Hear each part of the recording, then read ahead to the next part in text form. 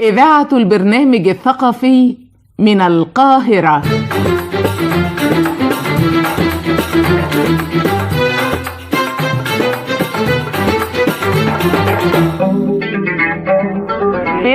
بلا حدود.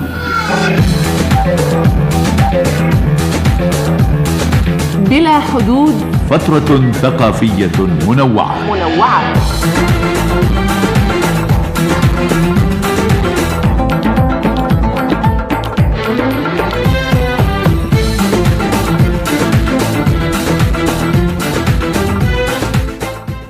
هذه الفترة من إعداد وفاء السمري، ينفذها هندسيا على الهواء كمال إمام، تخرجها عبير بركات، وأقدمها لحضرتكم فردوس عبد الرحمن.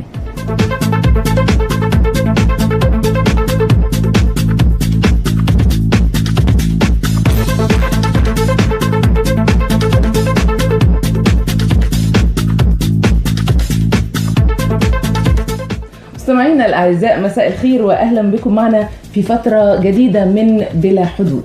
النهاردة الحقيقة فترة هتعجبكم جدا، فكرة جذابة وجديدة وتسعد بمشاركتكم. أم وابنها في البيت، في الحياة، أثناء شؤون الحياة العادية، وخصوصا في المطبخ. والأم بتطبخ. الأم يعني هي مثقفة. ابنها الوحيد بيدخل يسليها في المطبخ، يتكلم معاها، يدردش معاها. فنشأت عن الحوارات التي يقيمونها داخل المطبخ وهي بتطبخ الأكلات الجميلة اللي وصفلنا طريقتها في الكتاب. حوارات فكرية عميقة جدا، حوارات فلسفية عميقة جدا، والحقيقة يعني مليانة بالدرر، مع طريقة وصف الأكلات اللي الأم بتعملها. الحقيقة الفكرة دي طلع من الدكتورة عبير زكريا، والدكتورة عبير زكريا على إنها أستاذة في الميكروبيولوجي، إلا إنها في نفس الوقت لها كتب في الإنسانيات كتير. يعني ليها كتاب مهم اسمه ميزان الحياة، وليها كتاب مؤثر جدا عن فقيدها ولدها الحبيب عمر. ده تقريبا 3 كتاب، مش كده؟ هو ده 5 كتاب. 5 كتاب. طيب أنا بتكلم على الكتب اللي أنا قريتها. 5 كتاب. هو سقراطيات في المطبخ، كتاب دمه خفيف جدا، في نفس الوقت مليان بالدرر الفكرية البديعة، مع ابنها اللي عنده 16 سنة وهو أحمد عكاش. النهاردة هم معانا، هنعرض الكتاب عليكم ونرحب بمداخلاتكم التليفونية على 2577 6656 و 2578 9623.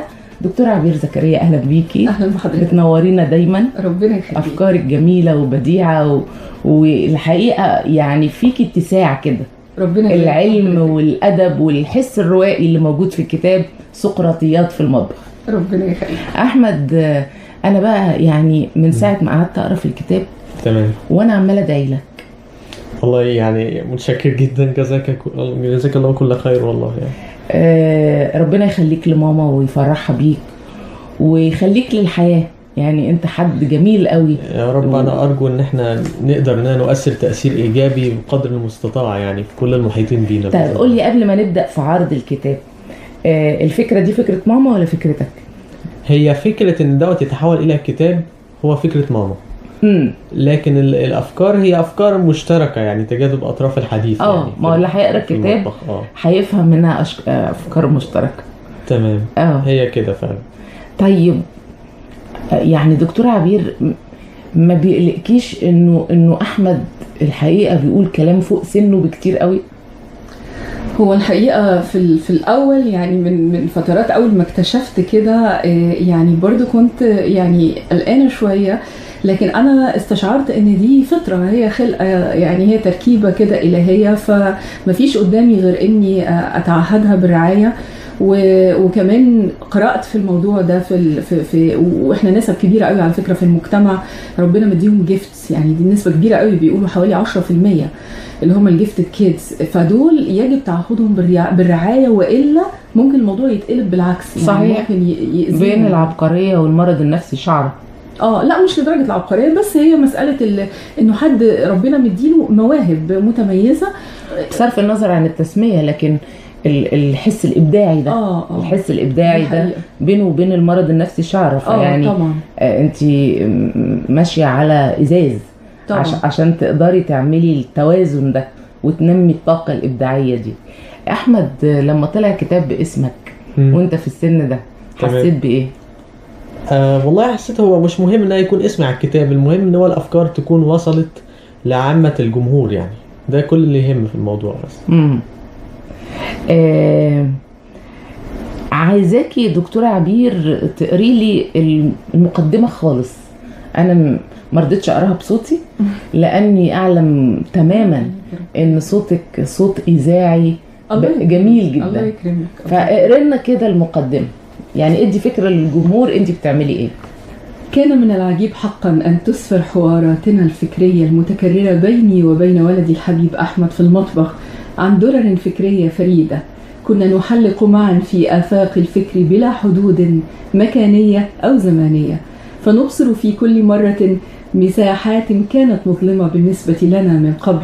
كنت أندهش كثيرا كيف يتحول المطبخ الذي هو مكان لطهي الطعام وإشباع الجسد إلى ساحة لنضج الأفكار وإشباع العقول.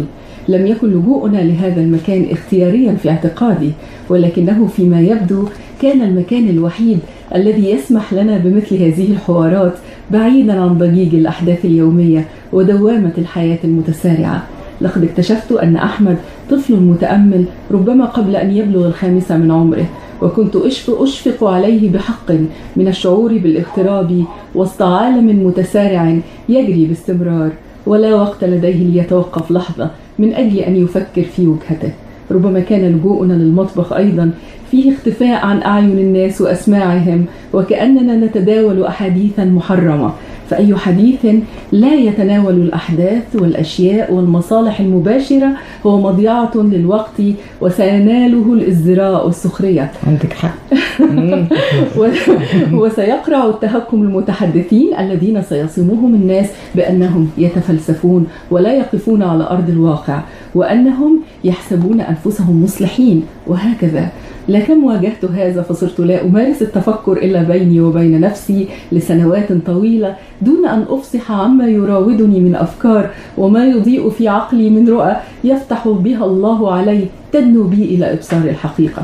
حاولت ذات مرة أن أنظر لما نمارسه أنا وأحمد من حوار يحمل التأمل والتفكر بين أم وابنها في المطبخ أثناء إعداد الأم لطعام أسرتها، فوجدت الأمر مدهشا ومضحكا للغاية. يلحق الابن بوالدته وهي تعد الطعام لكي يطرح أحدهما فكرة شهية تأخذهما إلى عوالم بعيدة، ولطالما أخذهما الحديث العميق لا تقطعه سوى رائحة نضج الطعام أو صوت بقبقة القدر معلنا عن غليان الماء، فكان يتوقفان عن تدفقهما الحواري لبرهة حتى تدرك الأم ما ينبغي لها أن تدرك، ثم يعودان الحوار من جديد.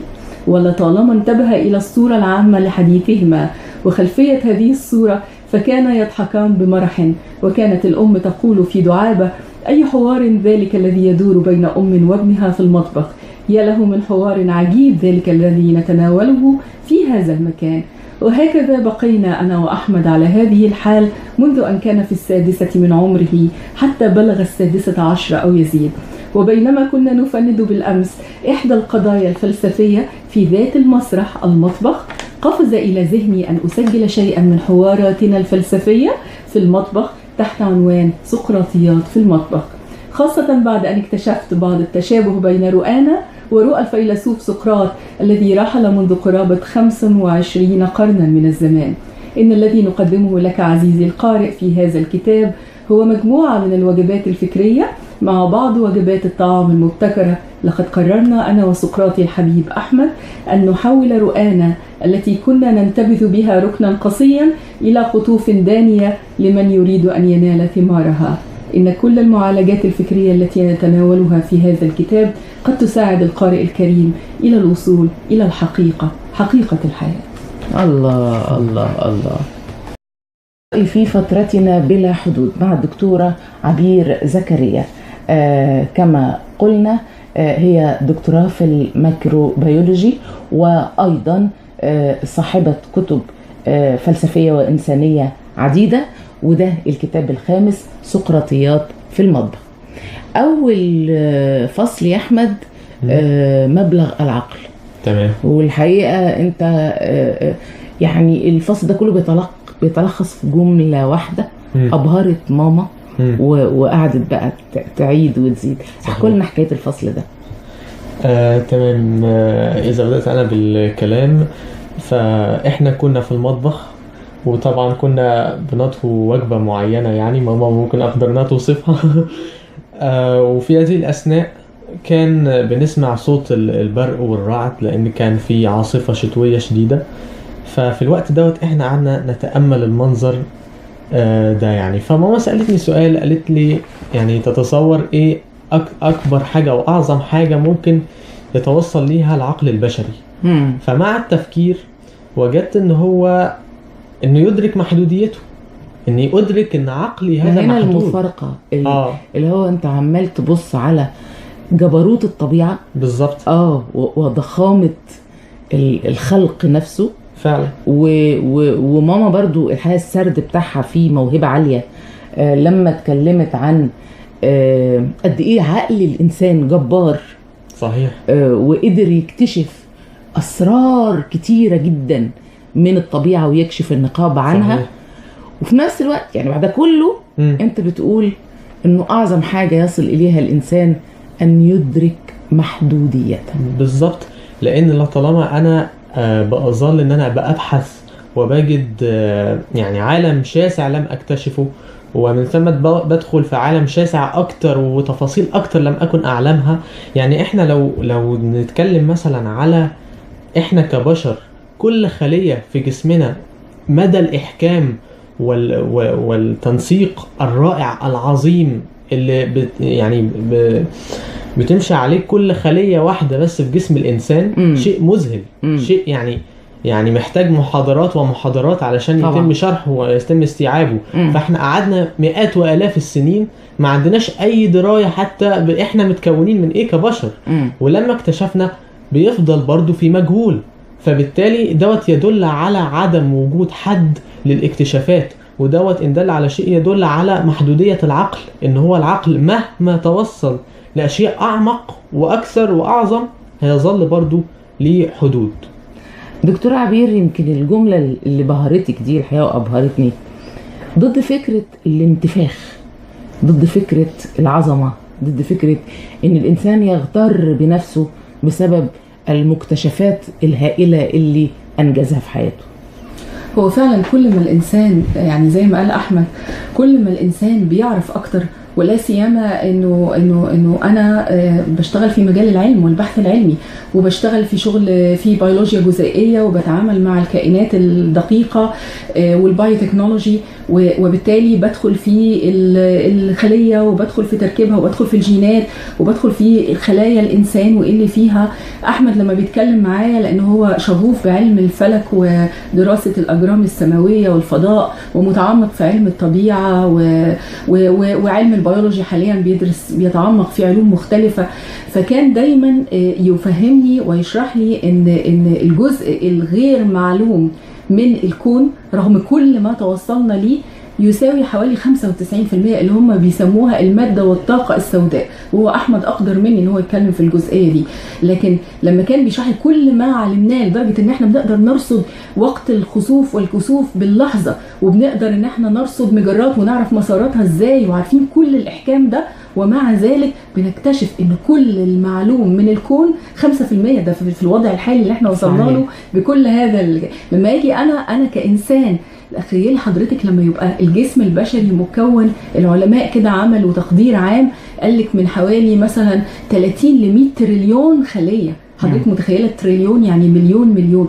كل خلية اللي كان بيتكلم عنها أحمد وهو حاليا في دراسة عميقة شوية في البيولوجي، بيقول إنه حضرتك لا تتخيلي قد ايه بس الغشاء بتاع الخلية عشان تعرف تتواصل وتتعامل مع اخواتها الخلايا التانية دي. كمية التقنيات الدقيقة جدا جدا جدا اللي بتدخل الى المستوى الذري شغاله ازاي والتفاعلات اللي شغاله، ولو ما بين خليه وخليه حصلت مشكله الدنيا هتقف خالص. صحيح. الدي ان ايه اللي جوه الخليه الواحده طوله لو اتفرد اللي هو امتار حضرتك اقل ما فيها من مترين كلها يعني معمول لها نوع من في الخليه الواحده. الخليه الواحده ازاي ان هي مضغوطه، معمول لها بيقولوا باكينج للحمض النووي دوت جوه نواه الخليه الصغيره جدا ديت. وازاي الحمض النووي دوت بينقسم بطريقه مذهله ومبهره. وازاي كمان ان هو الحمض النووي دوت اللي فيه الجينات اللي بتحمل صفات الانسان، ازاي بيعمل مراجعه على نفسه لحسن تكون حصلت طفره او حصل تغير في الجينات فيحصل خلل في الحمض النووي اللي هو الجديد اللي هو نشأ يعني او اللي حصل له انقسام. ففي نوع من المراجعه اللي بتحصل ذاتيه على الحمض النووي ده وتتأكد ان الجينات ما حصلش فيها خلل او طفره. فسبحان الله يعني احنا لو جبنا كم هائل من المؤسسات البشريه تعمل معا علشان تدير خليه واحده من جسم الانسان لا يمكن. احنا بالكاد قدرنا نعرف ايه التفاصيل اللي بتحصل. نعرف ايوه، لكن هي ليها قوانين يعني محكمه جدا هي اللي تتحكم في قدام العظمه دي كلها. وقفت وقلت محدوديه العقل. طبعا انا اقدر اقول ان انا كنت غلطان وان العقل مش محدود امتى؟ لما المراكز البحثيه اللي في العالم تقفل ابوابها وكل الناس تترك المراكز البحثيه. في الحاله ديت هقول ان هو كده خلاص الانسان وصل لاقصى درجات المعرفه ولا يحتاج الى علم اكثر من ذلك. في الحاله دي نقول معلش انا اسف، ما فيش محدوديه عقل ولا اي شيء من الكلام ده. لكن طول ما احنا لسه بنبحث وشغالين ابحاث علميه ومركبات فضائيه بتروح تخرج خارج المجموعه الشمسيه وتبحث وتكتشف، وكل يوم بنلاقي ناسا بتعلن عن اكتشافات جديده، دوت معناه ان احنا عقلنا محدود. وبعدين كمان من اوائل الاشياء يعني من اهم الاشياء اللي بتؤكد وتثبت محدوديه العقل ان انا هو تخيل حضرتك انا بالنسبه لنفسي اغلبي غيب. حضرتك متخيله؟ طبعا يعني ده انا على المستوى المادي غيب. لا ده انا حتى على المستوى المادي غيب. يعني انا لا اعرف ايه اللي بيحصل في خلاياي ولا ذراتي ولا جهازي العصبي ماشي ازاي والموصلات العصبيه، ولا اعرف الرئه ماشيه ازاي، ولا الكلى اللي عماله بتغسل الدم بتاعي كم مره في اليوم. وانا بالنسبه لنفسي غيب. تخيل حضرتك ماديا اللي هو الجزء العلمي. وما بالك بقى بالجزء النفسي، انا يعني غيب الغيب. يعني ده انا بالنسبه لنفسي وثبت علميا ايضا ان الجزء النفسي فعلا طبعا الغيب فيه برضو حوالي نفس النسبه. يعني تقترب تزيد او تقل 95% من البني ادم نفسيا هو غيب. دي حقيقه. لا يعني لكم كل الحق. طب انا عايز اختم الفصل ده بالاكله. كانت ايه الاكله؟ كانت شوربه عدس. كان في الجو البرد بقى، والعدس بقى انا بحاول اضيف له بقى خضروات اكتر وحاجات زي كده، ويعني بحاول بقدر الامكان اعمله هيلثي يعني بقدر الامكان يعني. فطبعا تخيل حضرتك الجو دوت، وبعدين انا فجاه ببص كده العدس والبخار بيطلع، وبعدين احنا واحد بيقول لي محدوديه العقل، فكانت حاجه فيري فاني ومضحكه جدا. قلت له لا بقى ما بديهاش. طب العدس ما كانش فيه اي ابداع؟ ما فيهوش تكه ابداع؟ لا هو انا بس بزود الخضروات اللي فيه. يعني احيانا بحط حتى حاجات خضرة جرين، يعني زي البقدونس زي الكزبره متقطعه مع الحاجه نفسها علشان ازود القيمه الغذائيه بتاعتها يعني. في فصل عندكم اسمه عين اليقين وكهف الالحاد. كلمنا يا احمد. بالنسبه للفصل دوت يمكن حصل فيه نوع من الخلط بين احنا كنا عايزين نعرف سبب انكار وجود الخالق نبعه ايه، او يعني كنا عايزين نصنف الموضوع دوت. فحصل التباس شويه بين حاجه كنت انا اقصدها وماما كانت تقصدها واختلطوا مع بعض في الكتاب.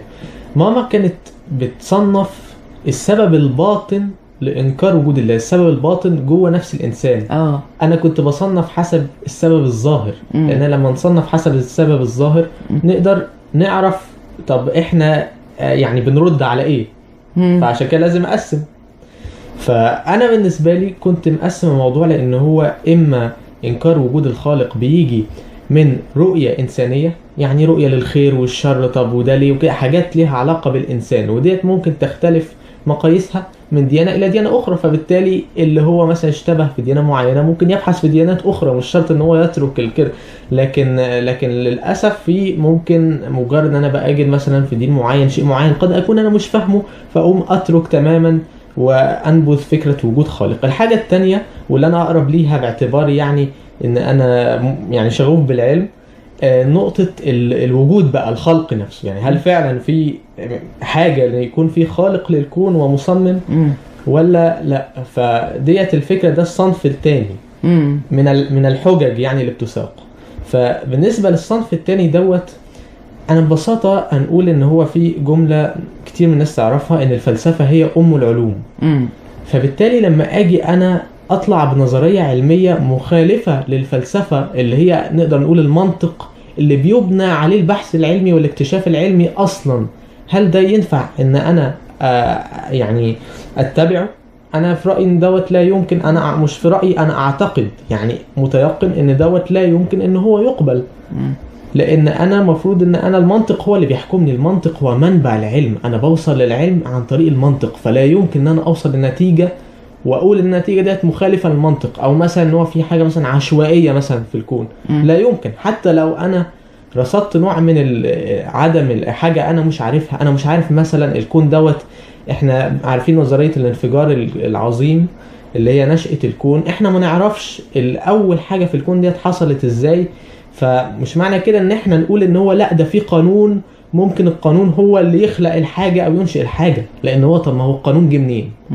ما هو اصل هو مش معنى ان مفيش حاجة وان في قانون، حتى نفترض نسلم بان هو القانون انشأ مادة وانشأ توازن كوني او انشأ الكون اللي احنا شايفينه، دوت لا يعني ان كان في عدم وتحول الى وجود، لان القانون في حد ذاته شيء موجود. يعني وجود القانون ده في حد ذاته حاجة، ده مش عدم. يعني لو انا عندي قانون يبقى في شيء موجود برضو، ما عنديش عدم. ما هو القانون بيجي على شيء موجود بالظبط، ما بيجيش في العدم. يعني يعمل ايه في العدم بالظبط؟ انا هفترض جدلا ان حتى ما فيش عدم، يعني حتى في ناس كتير من اللي بترد على الموضوع دوت تقول هل ممكن لو انا قعدت يعني عملت حسابات مثلا يتولد منها نقود؟ لا يمكن، بس انا هفترض ان ممكن. طب القانون ده برضو نفسه او الحسابات ديت او الترابط دوت مش لازم يكون ليه مصمم؟ فدي الفكرة. يعني في ناس بتلغي مبدأ السببية اصلا. بالظبط. فانا ازاي الغي مبدأ السببية اذا كنت انا كل اللي اكتشفته من اكتشافات علمية مبني على السببية؟ واللي يقول مثلا ان هو طب في الحاجات الاجسام الكبيرة السببية تسري عليها، انما الاجسام الصغيرة اللي هي ممكن تنشئ كون او كده زي الجسيمات الدون الذرية ديت تعتبر ممكن تخرج خارج نطاق او قانون السببية او مبدأ السببية. يعني برضو انا ازاي اقول كده؟ انا مش معنى ان انا لا اعلم السبب او لا اعلم اللي هو البيهيفير او تصرف الجسيمات الصغيرة جاي من ايه، او ان انا شايف نوع قد اراه انا ان هو زي ما يكون عشوائي، مش معنى كده ان مفيش سبب، معنى كده ان انا مش عارف، معنى كده ان عقلي محدود. بس هي دي نفس الفكره فعلا اللي يعني حضرتك احنا بندخل المعمل مجرد تصميم اي تجربه هو مبني على فكره ان انا ببص ايه ده، هي دي الكائن ده مثلا او الشيء ده لونه اخضر، طب لونه اخضر ليه؟ بقعد اضاء. يعني هو اصلا كل شغلنا في البحث وفي الحركه مبني على ان كل ظاهره ليها سبب، وكل ظاهره بنكتشف بعد كده ان ليها غايه. والحاجات اللي ما كناش نعرفها من 40-50 سنة اكتشفناها دلوقتي، اللي احنا ساعتها كنا بنفتكرها عشوائية. الكائن الدقيق كانوا فاكرينه كده بينشأ من العدم، يعني من سنوات كانوا فاكرين ان ده شيء كده بينشأ عشوائي من العدم، وبعد كده دلوقتي اكتشفنا وعرفنا هو بيتفاعل ازاي وبيتكاثر ازاي وبينمو ازاي. فمش معنى اللي احنا ما نعرفوش انه جاي من لا شيء هو ليه شيء، بس لان انا زي ما احمد بيقول عارفين برغم الحوار العميق ده جوه الفصل، إلا أنه لفت ذهني حاجة تانية خالص. لفت ذهني مع حساسية الحوار في الموضوع ده بالذات إنه مفهوش عصبية. يعني فعلا.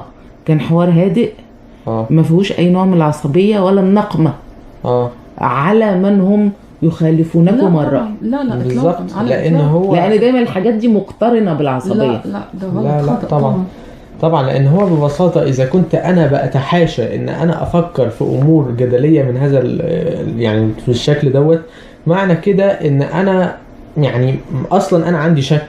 لو انا ما واجهتش الراي او الحجه والحجه المضاده يبقى انا نفسي عندي شك ومش عايز اعترف بيه. والعصبيه بتيجي من كده ان اللي بيتعصبوا دول هم نفسهم بيكون عندهم ضعف. صحيح. هو التهديد الداخلي. بالظبط. صحيح الموضوع ده بالذات أثير في المطبخ بجد بقى حقيقي؟ فعلا. كنتوا بتطبخوا ايه ساعتها؟ مش فاكره خالص. لا مش فاكرين بصراحه. انتوا ما قلتوش الكتاب موجود بقى اللي انا قريته بس نسيت الطبخ. لا ممكن يكون حاجات برضو في النص كده، يعني وجبه في النص مش عارف او ساعات تستسهلي وتعملي لنا عصير موز. بيحصل. انت كذا مره عملتيه. بيحصل. بالظبط. احنا يعني محتاجه اقول للناس لان المواضيع شيقه جدا. رقم التليفون 2577 6656 و 2578 9623. على التليفون دكتور احمد صالح، استاذ الفيزياء بالتعليم البريطاني. ده استاذك يا احمد؟ علي الشرف طبعا يكون استاذي. نتلقى المكالمه. مساء الخير يا فندم. الو مساء الخير. حضرتك قريت سقراطيات في المطبخ؟ قريت جزء منها للاسف، ما اتعبنيش الحظ ان انا اقراها كامله يعني، لكن الحمد لله قريت منها جزء. احمد الحقيقه عامل ابهار شديد جدا في هذا الكتاب. احكي لي عن احمد كتلميذ لحضرتك. صراحة أنا يعني أفخر إن يكون عندي تلميذ زي أحمد صراحة، يعني بجد أنا بوهني نفسي إن أنا يعني ساعدني الحظ وأدرس لأحمد صراحة يعني. أحمد كشخصية يعني بسم الله ما شاء الله عليه ربنا يحفظه، شخصية خلوقة جدا، محترم جدا، شغوف، عنده شغف لا متناهي للمعلومة وإزاي يخرج المعلومة أو يوصل للمعلومة إزاي. عارفه حضرتك مثلا يعني انا يمكن قلتها له كذا مره، فعلا انا وانا قاعد معاه بنتكلم في اي نقاش انا فعلا بستفيد منه صراحه يعني. هو صراحه يعني ده موضوع. الحكايه دي ساعات يا استاذ يا دكتور احمد تزعج بعض الاساتذه. يعني بالعكس حد زي احمد كده احيانا يزعج بعض الاساتذه. لا انا شايف بالعكس، يعني انا دايما يعني حتى مع الطلبه بتوعي بقول انا احب اللي بيسال او يعرف سبب المعلومه دي جت ازاي، لان العلم مش هاخده حاجه مسلم بيها، لان اللي قال الرول او القانون او اللي عمل وصل له ازاي. انا لو عرفت اوصل له ازاي انا هعرف المعلومه جت منين وعمري ما هنساها تاني. فاهماني؟ فاحمد عنده الحته دي حلوه جدا جدا جدا جدا. وبعدين احمد يعني صراحه عارف حضرتك اقول لحضرتك ايه، صمت ظهرا وتحدث ظهرا، يبقى ساكت ساكت ساكت كده وفجأة يروح طب دي كذا ودي كذا ودي كذا ودي كذا. طب اقول له انا مستني السؤال ده من زمان، انا مستني. انت فاهماني؟ ايوه. ففعلا صراحة ربنا يعني يبارك فيه يا رب ويخلي له والدته. فعلا انا يعني اقول لحضرتك على حاجة، يعني انا يعني شايف الاسرة المثالية في الاسره عند احمد صراحه، يعني الام اللي محتويه ابنها اللي بتسمع منه، ده هو اللي خلاه اي ثينك ان ده هو اللي خلاه يعني يسلك او يتشجع انه يكمل في الطريق ده، لان في يعني مع مشاغل الحياه اللي احنا فيها بعض الاباء والامهات ما عندهمش وقت للتحدث مع ابنائهم. فاهمين؟ لكن انا ملاحظ ان الاب او الام محتويين الشغف العلمي اللي عند ابنهم، الاسئله الكثيره، الكلام ده كله بالعكس بيشجعوه. ويمكن ده يمكن من ضمن الاسباب ان احمد واصل للفكر ده او النضوج العقلي، لان احمد انا بشبهه صراحه، يمكن كان ما قلتهالوش قبل كده بس انا بيشبهني بالدكتور مصطفى محمود في النضوج العقلي والفلسفه وربط الفلسفه بالعلم. لا بسم الله ما شاء الله عليه يعني. رأيك في فكرة الكتاب يا دكتور أحمد؟ لا فكرة ممتازة جدا، ايفن حتى من العنوان، يعني فما حضرتك العنوان نفسه يعني يعطيك فضول شديد انك تقري المحتوى. فاهماني؟ يعني حتى توفقوا في اختيار العنوان، عنوان مستفز، فاهماني؟ اللي هو يستفزك كده انك تقري ايه سقراطيات المطبخ، يعني ايه دخل سقراط في المطبخ. يعني لا فعلا يعني كتاب هايل صراحة. أشكرك جدا دكتور أحمد صالح. أحمد مش عايز تقول حاجة للأستاذة؟ أنا عايز أقول حاجة لمستر أحمد. مستر أحمد فعلا يعني أنا ربنا كرمني بيه، لأن هو خارج عن فكرة اللي هو إننا يعني بندي درس يعني بنلتزم بطريقة متكتفة في توصيل المعلومة أو بطريقة يعني بمعلومات معينة، مش هنخرج بره مثلا منهج معين، لا، لأن العلم كله حتة واحدة فما ينفعش نلتزم. فبالتالي فعلا مستر يعني ربنا كرمني جدا بان هو معايا جدا في الله النقطه يخليك ديت. حبيبي، الله يخليك. وان احنا لما بنيجي نتلقى معلومات بنتلقاها بشكل مفتوح، ممكن نخرج ونشوف ايه علاقتها بالظواهر الطبيعيه المختلفه وكده، فما فيش فكره التكتيفه او الحبسه في اننا جميل بنتلقى المعلومات. جميل. شكرا ليك يا دكتور شكراً احمد ليك. صالح، العفو يا فندم، استاذ العفو يا الفيزياء فندم. بالتعليم البريطاني. شكرا ليك. شكرا يا فندم. في بقى انا مديه يعني مخليه احمد سرق الميكروفون منك يا دكتور عبد. الفصل الابوه والامومه لفت نظري خالص في الفصل، وانت يا احمد بتقول هو سواق السياره يعني سواق العربيه يقدر يسوق من غير رخصه قياده. يعني لو ده حصل يعني هيدمر الناس بالظبط، هيأذي الناس فعلا. في الشارع يعني بالظبط. وانت بتشبه انه الابوه والامومه على انها قياده لاجيال جايه يعني، فازاي يبقى معهمش رخصه؟ دي كانت فكره. ردك الاول لدكتور عبير. هي فعلا الفكره دي كانت لافته نظرنا من فتره. يعني احمد كان بيقول لي طرح فكره ان مش كل والد اب ولا كل والده، قال لي لكن كل والده ام. ده اللي قاله في هو بيقيس عليك، اختلفت هو معاه. اصله بيقيس عليك. انا اختلفت معاه وقلت له لا، ولا كل والد اب ولا كل والده ام. وبعدين بدانا فعلا نفكر في انه فكره رخصه التربيه، ان التربيه دي عمليه قياده، زي ما القياده دي انا عايز اوصل لمكان وفي وسيله عشان اوصل بيها، ولازم اكون عارف وعندي الاراده ان انا اوصل للهدف بتاعي بشكل جيد. هكذا التربيه، والتربيه لازم الانسان يكون متعلم كويس جدا جدا.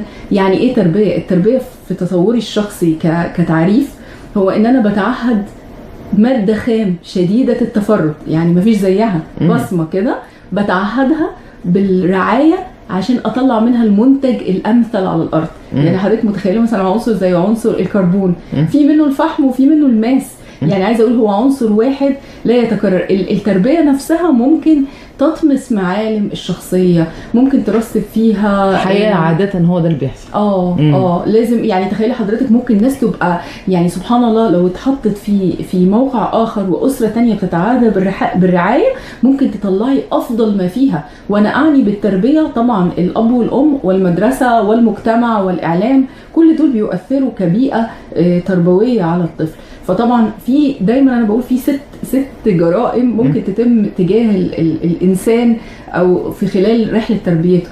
اول حاجه ان انا ممكن اصيبه او ارسل فيه مشاعر سلبيه مثل الخوف، الشعور بالذنب، الشعور بالدونيه، الشعور بالوحده، الشعور بالضعف، ودي حاجه مهمه قوي، الشعور بالعلويه او الشعور بالعظمه.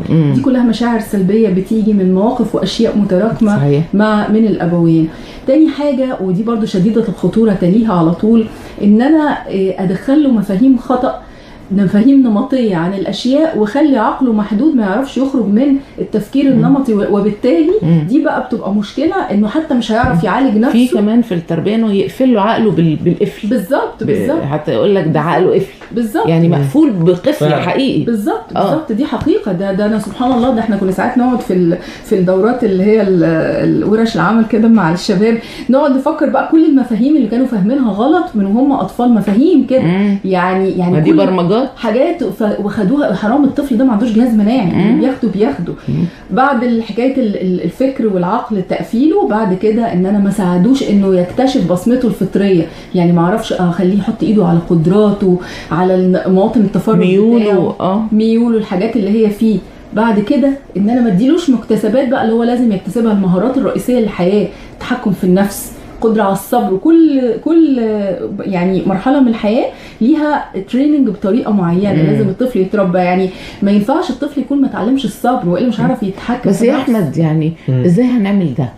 يعني هندخل الآباء والأمهات ورش تدريبية، ولا ندخلهم كلية الآداب، قسم علم نفس، ولا نعمل إيه؟ طيب يعني هو فعلا الواحد يبحث ويقرأ ويفكر في حجم المسؤولية. يعني أنا عن نفسي يعني أنا حامل هم إني أكون أب، بسبب إني يعني أنا مش خايف من مسؤولية مثلا إني أوفر لأبنائي الغذاء والصحة والتعليم، وإني أخد بالي من الولد لحسن عشان ما يتعورش وكده. كل الحاجات دي حاجات بسيطة وسهله نسبيا بالنسبه. انت همك تكوينه الانسان هيطلع شكله ايه. المهم مش المهم ان هو ما يتجرحش يعني بدنيا، المهم انه ما يتجرحش نفسيا. دي اهم واصعب بكتير، ان انا اكون مسؤول عن انسان مش عن بس احتياجاته، يعني ان هو ايه الصحيه والغذائيه. بس انا خايفه يعني افكارك فيها مثاليه عظيمه، يعني عايز يعني حتى ماما في الكتاب قالت انه احمد عنده النزعه الافلاطونيه من زمان. تكون افكارك مثاليه تفوق قدرات الواقع. هي والله هي طبعا احنا ما نقدرش نحقق حاجه 100%، لكن الفكره ان احنا نحاول بقدر الامكان، خصوصا مسؤوليه الابناء ديت مسؤوليه كبيره جدا. انا لو مسؤول عن اي حاجه تانية تتعلق بالماده يعني لا يمكن ان تقارن. انا عندي مسؤوليه روح، بالظبط، روح بشريه. انا مش مسؤوليه كمان غير مباشره، لا دي مسؤوليه مباشره عن الانسان. يعني يمكن مسؤوليه الاب اكبر من مسؤوليه، زي ما ماما قالت هو مش الاب والام بس، الحاجات عوامل بالظبط كتير بتتدخل. بالظبط فعلا في عوامل تانية كتير. انت هتقدر توزن الحاجات دي كلها مع بعضها ازاي؟ احاول اوزنها. حتى انا بتكلم في حلم اليقظه يعني. لا من حيث كده فعلا ان انا اكون مراعي ابني، مش مراعيه بان انا قافل عليه او بس مخليه ما ياخدش اي حاجه، لا اعرفه ان في غلط وفي صح وفي حلو وفي وحش، بس ابقى معرفه الصح ايه. ابقى معرفه ان انت هتشوف دوت وهتتعرض لده وتعرض له، بس خليك دايما عارف المبادئ وعلمه مهارات وخليه ياخد خبرات. دي من الحاجات الرئيسيه اللي في الفكر اللي ماما بتطرحه، يعني فكر فعلا هام جدا، مش اللي هي فكرة ان انا اخده في قوقعة، لا هو لازم او تشربه الافكار دي، ولا زي ما ماما عملت معاك تسيبه هو اللي يكتشفها. هو برضو بالاقناع، يعني هي كل الافكار العظيمة اللي انت قلتها في الكتاب ماما اديتها لك بالاقناع ولا انت توصلت لها؟ والله ما اقدرش احسن الموضوع، بس اكيد طبعا يعني ماما لا شك ان انا استقيت كتير من الافكار منها. لا بس يعني في افكار يعني في حاجات كتير جدا هو كان بيطرحها، واحيانا كتير قوي كنت انا بطرح حاجه بتشغلني زي ما انا كاتبه في الكتاب بالظبط، يعني كانت بتيجي بنفس النسق ده يعني. لكن لا في حاجات كتير قوي هو يعني فكره النسبيه والمطلق، النسبي والمطلق دي كل دي من عنده. الفكره امور كتير جدا كان هو بيطرحها هو ويبدا بيها، وانا ابتدي يعني ابص الاقي رؤيه من جانب تاني خالص. الافكار اللي في الكتاب اي نعم ممكن يصدر بعضها من هنا، لكن بتكلم عن البذره في الفكره اللي الواحد يبقى بيفكر اصلا. طبعا لا شك ماما ليها اسهام كبير فيها، لكن بالنسبه للمطبخ احنا كنا بنتبادل. طب لو طلع لك ابن ومش مقتنع باللي انت بتقوله ده، عنده افكار تانية، هتعمل ايه في الموقف ده؟ انا احاول ان انا اقنعه، يعني فكره الاقناع، لان هو فكره دايما ان هو الممنوع مرغوب، والحاجه اللي بتفرض لازم يبقى ليها رد فعل معاكس. لكن اذا احنا فتحنا المجال للاخذ والرد والاقناع، وان انا من وابني وهو صغير جدا اعرفه واقول له ده في كذا، دوت ده مش كويس عشان كذا كذا كذا، ودوت دي حاجه كويسه مثلا عشان برضو اسباب، يبقى الموضوع لا انا بلقنه القيمة او بلقنه الفكرة، لا انا باخدها فكرة نقاش ومنطق، وممكن اقول له رأيك ايه في كذا. عمركم دكتور عبير ما اختلفتي انت واحمد؟ لا طبعا احيانا بيبقى لينا رؤى مختلفة. وانت بتعملي ايه بقى وانت الموقع الاعلى؟ احيانا بلاقيه هو اللي صح يعني غالبا. وافرض ما لقيتهوش صح؟ لا لو مش صح بقول له، وبالذات وخصوصا انه يعني لما بنتكلم حتى في نقط ضعفنا، يعني مثلا احيانا بيبقى احمد عنده مشكلة مثلا في إدارة الوقت، وانا اصلا كان عندي مشكله وعالجتها، فاحنا ازاي نشتغل على نفسنا؟ دي احد الاهداف بتاعتنا، ان احنا بنفتح كده نقط ضعفنا ونقول انا هقعد اشتغل عليها. فهو بيبقى غالبا بيبقى معترف يعني. لكن مفيش ولا مره وجهات النظر اختلفت في بعض القضايا وسبتيه على ما هو، ولا برضو مصممه ان انت تقنعيه بوجهه نظرك؟ لا اصل هي الرؤى الرئيسيه اللي هي المسائل القيميه تقريبا احنا على ارضيه واحده تقريبا. لكن الامور الحياتيه بقى التانية لا، كتير قوي هو بيكون عنده شايف انه لا انا اصلح لي ان انا امشي في الاتجاه ده، وانا اقول له لعل الاتجاه ده افضل، يقول لا بس انا اصلح لي امشي في الاتجاه ده. بسيبه يعني هي فكره الحريه. لا بسيبه. لا الحريه هي اللي تصنع الانسان. لا بسيبه حتى اختياراته، حتى لما يكون بيشتري حاجه او بيقرر هو اهتماماته بالكاميرات. انا على ان احنا ما فيش اختلاف في القيمه، احنا على ارضيه واحده من حيث القيم. الاخلاقيه والقيم العقائديه وكله. لكن مثلا انا كمثلا حد هاوي للترحال والمحميات، ممكن احيانا ماما تبقى مثلا متوجسه من ان انا اطلع رحله معينه وبنتناقش فيها. هو الخوف الامومي ده غريب، وعادي ممكن يحصل احداث اسريه عاديه ومش عارف ايه ونزعل شويه وكده، بس عادي في النهايه كل حاجه بترجع لقواعد. طيب احنا عن معنى الانسانيه ده فصل. طبعا ده موضوع كبير جدا، والفلاسفه عبر القرون اشتغلوا فيه لما قالوا يا بس، بخلاف الاديان طبعا. فايه بقى ده يعني تصديت لده ازاي؟ انا عايز موت تبتدي في الموضوع. انا فعلا كنت عايزه اقول لك، هو احنا كان اساسا عشان نتامل معنى الانسانيه لازم نشوف ببساطه كده، نقدر اننا نبص على الحيوان ونبص على الانسان ونشوف ايه السمات العامه للسلوكيات الحيوان والإنسان، وإيه اللي بيميز الإنسان على الحيوان عشان أقدر أضع السمات الإنسانية الرئيسية الكبرى يعني. فأحمد الحقيقة على اعتبار إن هو مهتم قوي بالتنوع الحيوي والحياة البرية وكده، فهو بيراقب السلوك الحيوانات بقاله فترة في المحميات والأماكن اللي هو بيروح لها ديت وكده. فدايما نقول طب ايه هو الانسان، وهل يا ترى الدوافع الانسانيه اللي بتحرك الانسان زي دوافع التملك ودوافع الدفاع ودوافع الحريه والحاجات دي، هي دي نفسها موجوده عند الحيوان؟ واحيانا انا بالنسبه لي احيانا بقدر اراقب القطط، لكن احمد بيراقب كائنات اكتر من كده. فذات يعني في مره كان الحوار اخدنا وبدا هو يشرح لي، يقول لي لا لاحظي ان سلوك الحيوان كله بيخدم حاجات البقاء بتاعته. يعني كلها مهما كان بيفترس او بيبحث عن الغذاء او كده، فتلاقي كله منصب في على غريزة البقاء. بينما بقى الانسان ايه؟ احمد اتفضل انت قول بقى الجزء اللي انت كنت ناقشتني فيه. هو انا يعني من فترة حتى قبل ما نبتدي اننا نتناقش في الموضوع دوت، كنت بلاحظ ان الانسان ما يميزه عن غيره من الكائنات انه في فكرة انه بيتطور. أيوة. من حيث ايه؟ من حيث ان هو دايما عنده طموح. الحيوان طموحه يتوقف عند انه خلاص لبى احتياجات البقاء وعنده اكله وكده، هو كده خلاص ما بيعملش حاجة تانية. عشان كده لم نجد الحيوان بيستخدم ادوات، لم نجده ان هو بيبني بيوت وبس بيعيش في الكهف ولا في الجحر اللي هو عايش فيه بس كده. لكن احنا كبشر عرفنا ان احنا لا نتطور، اننا نطمح للاعلى. الحيوان غالبا لا يطمح للاعلى، او قد يكون لو عنده طموح مثلا ان هو يسيطر. مثلا بعض الحيوانات اللي بتعيش في نظام عائلي معين، مثلا الحيوان ده عايز يبقى هو اللي ماسك العيله او كده، يعني ده شيء محدود جدا برضو يتوقف على غرائز البقاء يعني. لكن بالنسبه للانسان، الانسان عنده فكره التطور، او اللي انا ممكن اسميها لو جيت استخدم تعبير يمكن يكون سلبي شويه، الطمع دوت العيب الكبير جدا في الإنسان اللي تسبب في كل الصراعات وفي كل المشاكل والمآسي التي نعاني منها في العالم. هي نفسها الحاجة اللي خليته يبقى إنسان أصلا.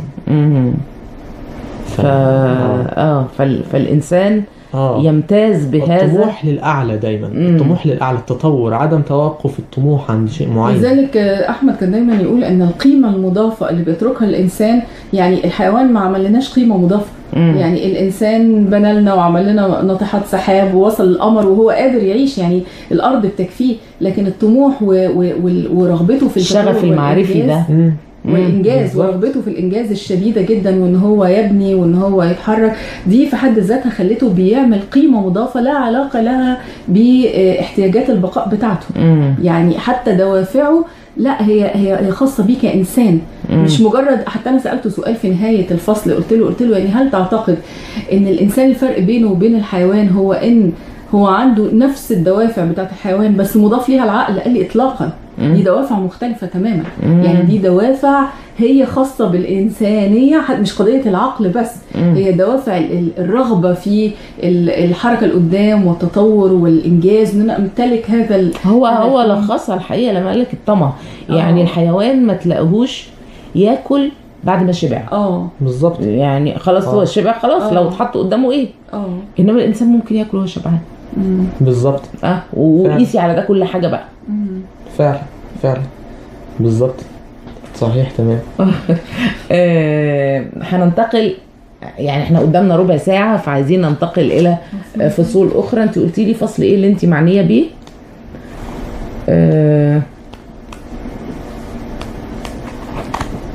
احنا ممكن مثلا ممكن نتكلم في الحب او نتكلم في الزواج، فلسفة الزواج، زواج السكن.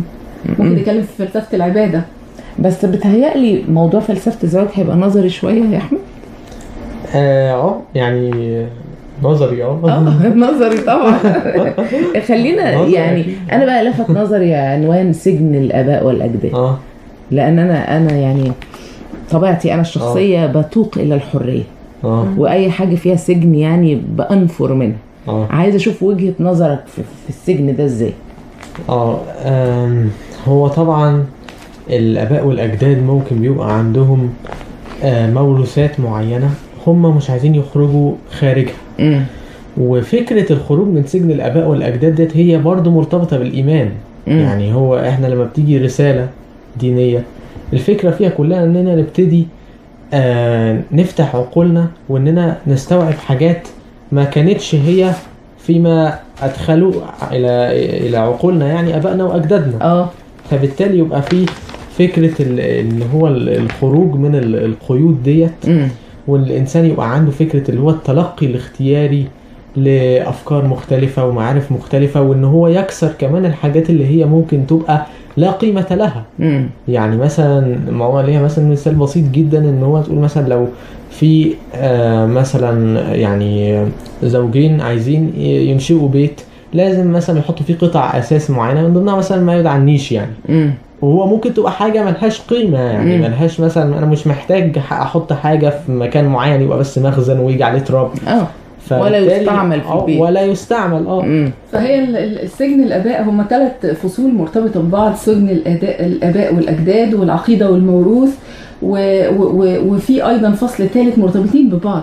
فكرة إن إحنا أغلبنا بيطلع على ما درج عليه، يعني على زي أو آبائنا أو زي المجتمع وزي الموروثات، على ما وجدنا عليه آبائنا بالظبط كده. لكن القصة إنه أنا يجب لو أنا عندي عقل مش معمول له نوع من مش نمطي مش مقولب، هقدر افكر واقيم اذا كان اللي بيورثهولي ابويا دوت حاجه منطقيه ولا لا. او السؤال اللي انا كنت بساله لكثير من ناس كبار في السن جدا وقاده ومفكرين، بساله انت لو كنت ولدت في اسره هندوسيه كنت هتبقى ايه؟ فكان رده كان بيبقى هبقى هندوس طبعا.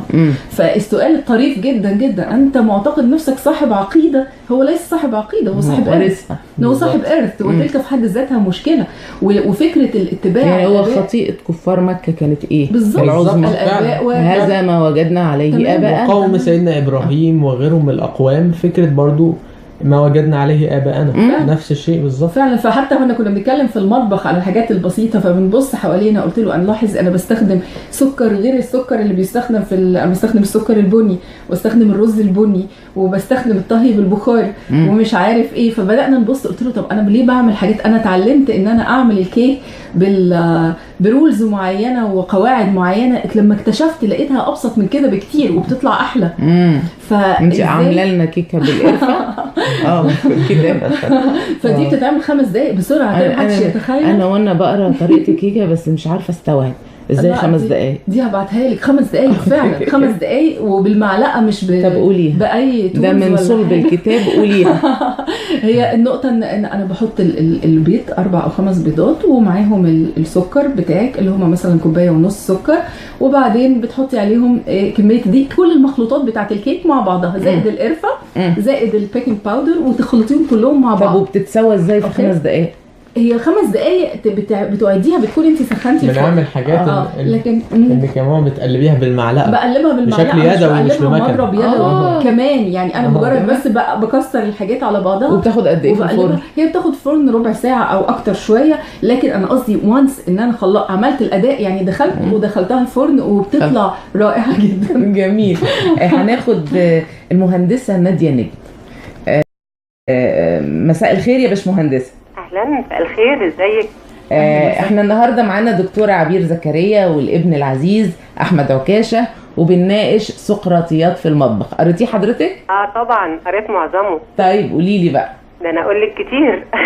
اتفضلي. اولا انا بحيي الدكتوره عبير واحيي ابننا الجميل سقراطنا الصغير احمد، الله يكرم حضرتك. وبعدين انا فعلا قريت الكتاب، وانا الكتاب ده يعني عايزه اقول لحضرتك انه مرجع اولا بيحتوي على معالجات فكريه عظيمه جدا، ان انا معالجات لغايه ان انا اوصل للحقائق. حتى تلاحظي حضرتك لو كنت حضرتك قريتيه ان في تشابه بين فكرهم وفكر سقراط. وهم اختصوا المطبخ بالمكان ده زي ما تقولي مثلا ايه، بعيد عن الدوشه، بعيد عن صخب الحياه، بعيد عن حد مثلا يسخر ايه ده انتوا بتفلسفوا بتاع، يعني في هذا الوضع. يعني اكتر فصل شدك او اكتر والله فكرة؟ يعني انا هقول لحضرتك حاجات مقتطفات عجبتني جدا.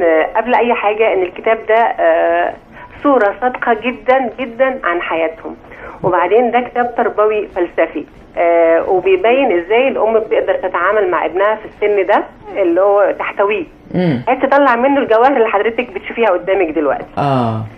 كانت من الاسئله برضو اللي لفت نظري حضرتك اقصى ما يمكن للعقل البشري ان يصل اليه، حضرتك كنت سبتين في اول الحلقه اللي هو محدوديه العقل. ده اجابه منه اكثر من رائعه يعني. النوع الثاني كانوا هم بيراقبوا قطه رايحه جايه ودوافع، حضرتك برضو كنتوا بتتكلموا عليه من شويه، اللي هو الدوافع، الحيوان دوافعه البقاء. احمد برضو كان بيقول ان الحيوان دوافعه في الحياه من البقاء، لكن الانسان دوافع اكتر من كده بكتير. الانسان عايز دوافع البقاء، دوافع الابتكار، دوافع الانجاز، دوافع التعبير، من هذا القبيل. حضرتك في حاجه مهمه بقى حضرتك في الموضوع، ان في مامته برضو كانت بتساله على شخصيه الانسان ايه عباره عن ايه. فقال لها ان شخصيه الانسان بصمه فطريه بتتفاعل مع مكتسبات البيئه، في حين العلماء بيقولوا ان شخصيه الانسان نتاج البيئه. فطبعا هو بصمه فطريه، حضرتك البيئه بقى بتبتدي تشكله، يعني زي ما مامته عملت كده، واحمد بصمه فطريه طبيعيه. اللي حصل ان مامته ابتدت البيئه اللي هو فيها مامته وباباه والحياه كلها ابتدت تتفاعل معاه، كونت سقراط اللي قاعد قدام حضرتك الجميل. الحاجه الثانيه برضو هم اختصروا البصمه الفطريه دي بحاجه اسمها قاف دال سين، فسروها ان البصمه الفطريه تنقسم الى قيم ودوافع وسمات. قدرات، دوافع، سمات. قدرات، دوافع، سمات، او قيم برضو يا دكتور. قيم في المكتسبات. ايوه. وبعدين برضو هم اتكلموا عن الحب، ازاي الحب من نظرة عين، وازاي الواحد من عينه بيرمي الصورة اللي هو حبيبها على حبيبته اللي قدامه. في الاخر وصلنا ان الحب ده ما هو الا توافق خصال وطباع، حتى لا يصل الى انفصال بدري قوي قوي. فده اللي بيحصل حاليا يعني حضرتك. غير كده وكده الكتاب ده اكثر من رائع، ما يتقريش مرة واحدة، ده يتقري اكتر من مره. انا فعلا بقراه وارجع اقراه تاني، بستمتع. انا بحس، عارفه حضرتك لما تقري قصيده شعر؟ ايوه. انا بحس ان انا كنت بقرا كل ما اقرا قصيده شعر استمتع واركنه وبعدين ارجع له تاني. صحيح. فده انا شغوفه بالكتاب، ومعلش لو كنت بتكلم بسرعه لان انا سعيده جدا، لان على فكره الباشمهندسه ناديه يعني شخصيه مفكره وإنسانة عميقة جدا جدا جدا، وليها رؤى وأفكار وقارئة يعني ما شاء الله. فأنا سعيدة جدا الحقيقة بتحليلك للكتاب ده. يعني الكتاب أكثر من رائع ومسري جدا وسري. وأحمد النهاردة أنا قريت الكتاب بصوت أحمد، كلامه دخل في دماغي وفي وداني أكني بقراه من أول وجديد. قبل كده قريته بأسلوب دكتورة عبير، أنا النهاردة قريته بصوت أحمد. أنا سعيدة جدا والله، نموذج في منتهى الجمال، وعمال ادعي لهم من وانا بقرا الكتاب في البيت. انا بقول يعني ربنا يحميه ويبارك فيه ويحفظه لها يا رب ان شاء الله، ويوفقها لغايه ما تشوف عالم قد الدنيا يا رب يا رب. شكرا ليكي باشمهندسه ناديه جدا. شكرا، اسفه لازعاجكم، ميرسي جدا. شكرا ليكي، كتر خيرك، الله يكرمك. قرب الوقت على الانتهاء بشكل كبير جدا وبسرعه جدا ولم نشعر بالوقت. هيتبقى مضطرة انه هيتبقى سؤال واحد. الدكتور عبير زكريا، في فصل الزواج حضرتك بتوصي احمد وصية ما؟ هو الحقيقة الفصل دوت الحقيقة كان بيتكلم على زواج السكن، اللي هو اعلى درجات الزواج اللي انا بدعي ربنا ان ربنا يحققها له. فده نوع نادر جدا في الحياة. النوع ده بيتوفر فيه الاحترام والتناغم والألفة وتلبية الاحتياجات النفسية بين الشريكين. هو نوع من المودة والرحمة والأمن والطمأنينة.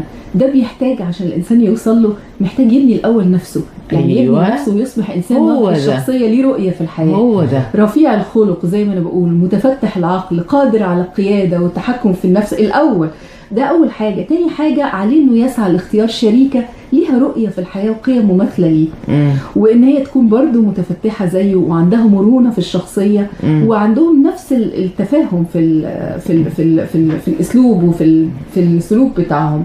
الخطوه الثالثه انهم لازم يمتلكوا الوعي هم عايزين يوصلوا ايه، وده بيقتضي ان هم يتعلموا اوجه الاختلاف وازاي اداره الاختلاف، وازاي ان هم يعملوا ده برفق وموده ورحمه، الاختلاف اللي هم بينهم، لكن هم عندهم رؤيه مشتركه.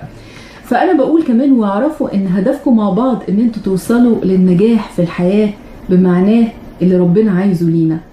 وكمان انا بقول له خلي بالك، اعلم يا بني ان المرأة الصالحة التي سيرزقك الله بها هي كأية أنثى إنما تزدهر بالري وتذبل بالجفاف، وري المرأة هو إشعارها بالحنان والتقدير لها والرضا عنها، والجفاف هو أن تحرم هذا كله مهما أتيت لها بأشياء الأرض. واعلم أن وسيلة إرضائها إنما تكمن في الكلمة الطيبة الرقيقة التي تختصها بها واللمسة الحانية الودود. فليعبر كل منكما عن حاجاته للآخر برفق وحب، ولتتسم حياتكما بالرقي والمرح والملاطفة والحنو والاحتواء.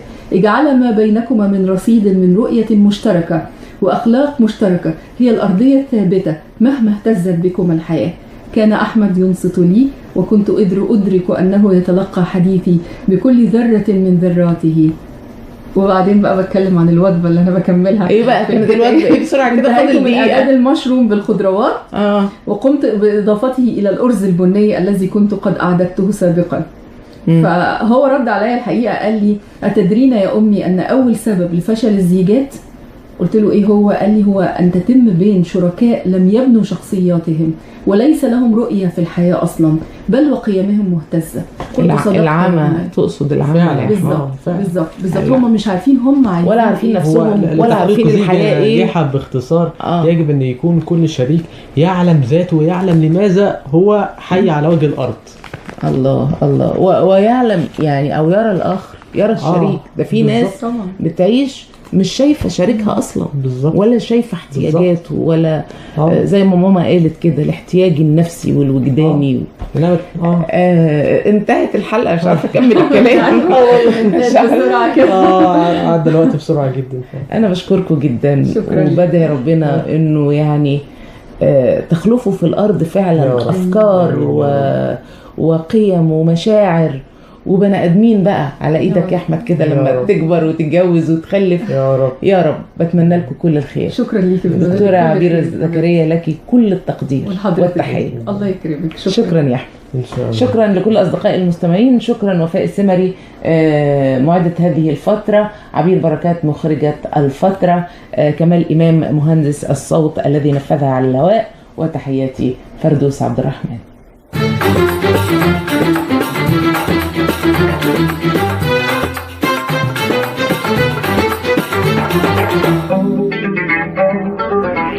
بلا حدود.